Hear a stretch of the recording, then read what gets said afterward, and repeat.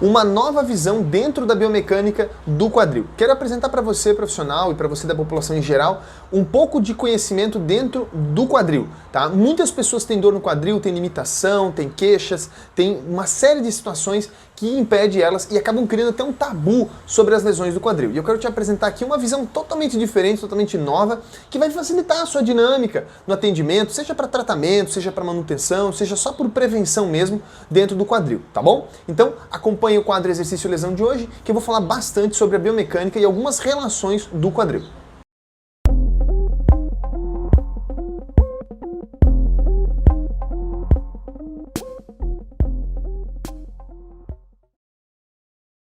O meu nome é Murilo José Tambosi, eu sou fisioterapeuta e eu tenho certeza que você já me conhece. Se você acompanha aqui o canal, eu falo muito sobre dor, exercício, lesão e um pouco do meu tratamento. Eu tenho foco em orientar bastante a população acerca de como que as coisas acontecem, as doenças, as disfunções e também os profissionais da área de educação física a conduzir melhor os seus clientes num pós-tratamento, num pós-cirurgia, numa pós-reabilitação. Fazer eles deslancharem na carreira profissional dentro do grupo de lesões, tá? Dentro dessas pessoas que têm lesões, que é um grupo extremamente crescente, muitas pessoas vão ter ou tiveram já algum tipo de dor ou de lesão. Beleza? Mas o vídeo de hoje eu especificamente quero falar sobre o quadril, tá? É uma articulação bem ampla, provavelmente eu não vou conseguir falar tudo aqui nesse vídeo de uns 10 ou 15 minutos, mas o objetivo é dar um norte para vocês e apresentar principalmente uma visão diferente, tá? Um conceito diferente, tá? Que eu prego no meu curso, que eu explico para os clientes e para os meus profissionais e que dá basicamente uma base muito segura para eles conduzirem o treinamento deles, tá bom? Bom, quando você pensa em quadril, a primeira coisa que você tem que pensar é em que momento da sua vida, da fase da sua vida, do seu desenvolvimento, esse quadril de fato começou a ser útil.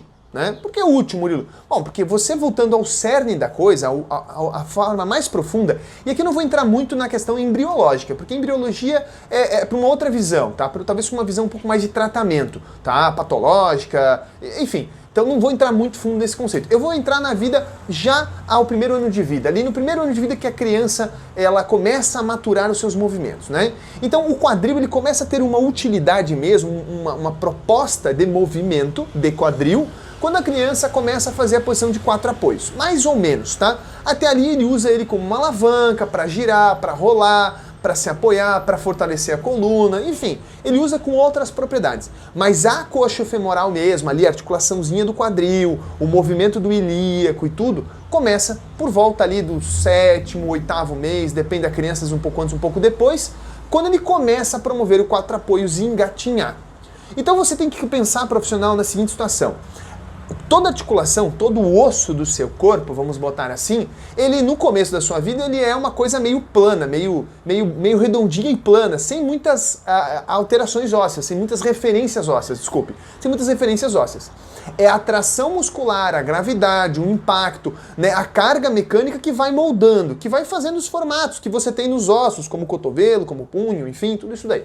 Né? A própria coxofemoral é a mesma coisa, né? Então a criança começa a ter a formação desse desenho da coxofemoral, a anatomia dela é eficiente no momento em que ela fica de 4, na posição de 4, e que ela começa a promover um movimento mecânico para a marcha, né? Que seria o engatinhar e depois para a marcha, tá? Então, toda lesão de quadril, e agora puxando para a lesão, eu dei um norte para você do tipo, tá, beleza, então quando a criança tem uns 7, 8 meses, mais ou menos ela começa a engatinhar e joga a carga no quadril. E pensa bem, ela joga carga no quadril em cadeia fechada. Ela fica de 4.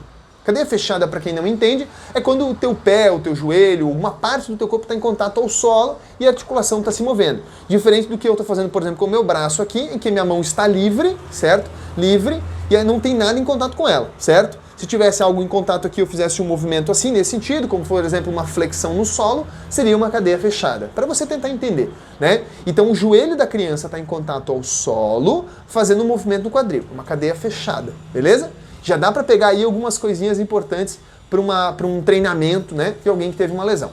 Bom, até aí tudo certo. Agora vamos falar das doenças e das disfunções, né? A gente sabe que praticamente toda doença de quadril, de coxofemoral e coisa e tal, está intimamente relacionada a um aumento do movimento dela ou uma diminuição. Geralmente, pessoal, isso não dá para eu explicar muito a fundo para vocês, começa num aumento dela e depois pelo aumento, sobrecarga, desgaste lateral, ela vem a restringir, que a gente conhece como coxartrose. Só que são níveis bem patológicos. O médico muitas vezes quando pensa em quadril, O que ele vai ver? Em quadril, tá? Em quadril. Ele vai ver situações de doença em que tenham ou uma malformação, ou uma lesão de labrum, ou uma tendinopatia, ou uma bursopatia, ou uma coxoartrose, que é o mais frequente. Existem sim patologias muito mais profundas que o que eu falei, é óbvio. Se algum médico estiver vendo esse vídeo, ele sem dúvida vai falar, não, tem muito mais coisa que isso, e de fato tem. Mas no grosso, o que mais chega numa academia, num tratamento, são essas que eu acabei de citar, beleza? Quando a gente pensa nisso, você pode classificar essas duas patologias, duas disfunções junto ali, porque eu citei algumas disfunções com patologias, em mais móveis e menos móveis, certo? Então as mais móveis são aquelas que vão gerar uma sobrecarga maior à articulação, que seguidamente, se tiver uma degeneração, um desgaste, uma formação, vão levar às menos móveis, que são as coxoartroses no geral, tá bom? Mas você, profissional de educação física, quando você atende um cliente que teve histórico de lesão, teve uma lesão, né, na grande maioria delas vão ser as mais móveis. E agora você já consegue ter um norte. Se ela é mais móvel, eu posso contribuir promovendo movimentos que estabilizem essa articulação. Eu diria que 80%, 90% dos clientes que vão chegar para vocês vão ter histórico de lesões ou histórico de tratamentos de lesões que são mais móveis, que aumentaram o movimento. E que depois do tratamento, depois da recuperação, talvez cirurgia. Vamos botar ali um exemplo. Uma senhora que fez uma artroplastia de quadril. Ela tinha uma articulação bloqueada pela degeneração e ficou mais móvel pela prótese. Vai ficar frouxa, literalmente. Mais móvel. Uma pessoa que teve uma tendinopatia. Tinha muita... Tanto faz, tá? Não interessa aqui que músculo, que tendinopatia, tá? Teve lá uma sobrecarga do conjunto muscular, articular, cápsula ligamentar e tudo mais, por um excesso de movimento ali. Um excesso de movimento ali. Não me interessa explicar aqui a causa desse excesso. Não vou entrar nesse mérito agora, não é o foco do vídeo, tá? Então esse excesso de movimento que a pessoa teve ali assim, automaticamente levou a bursopatia, tendinopatia, talvez até uma lesão de labrum, né? Enfim, alguma coisa nesse sentido, tá? Uma lesão no acetábulo, enfim, qualquer coisa nesse sentido. Então esse excesso de movimento é o que mais chega para você na musculação. Então o trabalho que o profissional de educação física tem que fazer depois da investigação da causa, depois da cirurgia que seja, depois de ter feito uma avaliação daquela patologia, aquela disfunção. Aquele profissional ele tem que avaliar essa articulação do jeito com que ele aprendeu, obviamente, se ela está realmente ainda muito móvel, se ela está normal, ou se ela está hipomóvel, com pouco movimento. Ok? Esse é o básico. Saber se ela está com excesso, se ela está normal, ou se ela está com falta. Pronto. Ah, Murilo, mas isso é dar diagnóstico? Hipótese alguma. Hipótese alguma. Isso é só um achado, que pode não indicar porcaria nenhuma, tá? De diagnóstico, tanto de disfunção quanto de doença. É quase a mesma coisa que você ver um ombro mais baixo que o outro e dizer que isso é uma doença. Pelo amor, né? Não é. Tá bom. É uma variação de mais movimento, menos movimento ou normal. Para isso você tem que saber avaliar o quadril, testar os movimentos e tudo mais. Feita essa etapa, aí você vai prescrever a sua conduta. De fato você concluiu algo. Ah, mas eu não faço diagnóstico. Claro que faz, poxa. Você faz diagnóstico de função, se ela tá boa, se ela não tá. Pronto. Se ela não tá boa, você já tem que suspeitar, será que é doença, será que é disfunção? Aí você tem todo um aprendizado, todo um feeling para isso, estudou anatomia, biomecânica, desenvolvimento motor humano, um pouco das noções de tratamento, estudou essa parada toda, você já sabe indicar. Isso aí tem cara de disfunção, vai pro Pedro. Ah não, isso tem cara de doença, vai pro Paulo. Você entendeu? É só isso. Mas vamos dizer que você concluiu que o movimento do quadril está com excesso de movimento. E que isso não é uma doença, não é uma disfunção, é uma característica do processo que o cliente passou. Por exemplo, a cirurgia de coxa femoral que eu citei, a artroplastia. Toda a tua conduta, meu colega amigo profissional de educação física, vai ser bolada em cima de estabilização daquela articulação. Voltando no início do vídeo, da forma mais anatômica possível, mais fisiológica possível, mais dentro do aprendizado do movimento, que foi quando você começou a fazer esse movimento do quadril, que foi quando você ficou de 4, iniciou a engatinhar em cadeia fechada.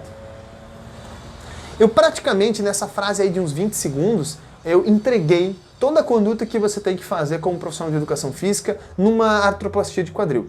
E eu sei que isso pode parecer muito simples, mas é um baita de um tabu, dá um baita de um trabalho para os alunos entenderem isso. Porque eles ficam, e tenho certeza que esse é um problema que você também tem, eles ficam muito presos em estudar o grau da lesão da coxa femoral, se é uma lesão assim, se é assado, se foi em tal ponto da coxa femoral, não sei o quê. Não muda absolutamente nada para a sua conduta. Percebe? Se você chegar na conclusão de estar mais móvel, menos móvel ou tá normal, já vai fazer toda a diferença para você. Não vai mudar nada você saber se a tendinopatia foi no piriforme, se foi no glúteo médio ou se é uma bursite trocantérica. Não muda absolutamente nada. Você, profissional de educação física, não é o cara que dá diagnóstico de doença, não é o cara que dá diagnóstico de disfunção. Então, para você, basta conhecer isso de uma forma ampla e saber como isso afeta na sua função. Depois basta saber você a biomecânica adequada daquela articulação e como ela foi criada no desenvolvimento motor humano. Eu sei que parece, de novo, muito simples, mas não é nada além disso. E se você souber fazer isso, concluir essas ideias, você vai criar exercícios, movimentos, padrões, treinamentos, metodologias, quiçá um protocolo, talvez, que você depois vai vender isso para outros colegas seus com uma receitinha de bolo de como conduzir todo tipo de lesão de quadril. Porque é fácil. É fácil. Com o tempo, com o feeling, com uma maturação do movimento, você vai tendo um pouco mais de qualidade na intensidade desse treinamento, que é um segundo problema que os meus alunos relatam. Poxa, doutor, eu tenho muita dificuldade em saber até onde eu vou com tal e tal lesão. Porque a maioria fica presa na doença, fica presa no que acha ser uma disfunção ou no que acha ser um problema e não se foca na porcaria do movimento. É a realidade. Beleza? Espero que esse vídeo tenha te dado talvez um gelo, talvez uma noção maior do que de fato você tem, de que fato você tem que conduzir os seus clientes nessa visão de quadril, tá? Eu tenho certeza que essa visão foi diferente do que você vinha esperando talvez nesse vídeo. Talvez esperando que eu falasse os graus de lesão, né? Como que acontece a lesão, que tipo de lesão é essa. Não é isso que você tem que se concentrar, tá bom? Num outro vídeo a gente pode falar só sobre tendinopatia de quadril, tá tudo bem. Mas você vai perceber que a conduta final, a abordagem final é muito similar ao que eu acabei de falar, tá bom? Se você é profissional de educação física, entendeu esse vídeo, conseguiu conectar o conteúdo que eu acabei de falar, faz a gentileza, compartilha com as pessoas que você conhece, com os profissionais, talvez passa para sua tia que teve uma lesão de quadril para ela ter essa visão também e, quiçá, ela procurar um profissional que tem mais noção de conduta da parte de treinamento funcional. Beleza? No mais, muito obrigado.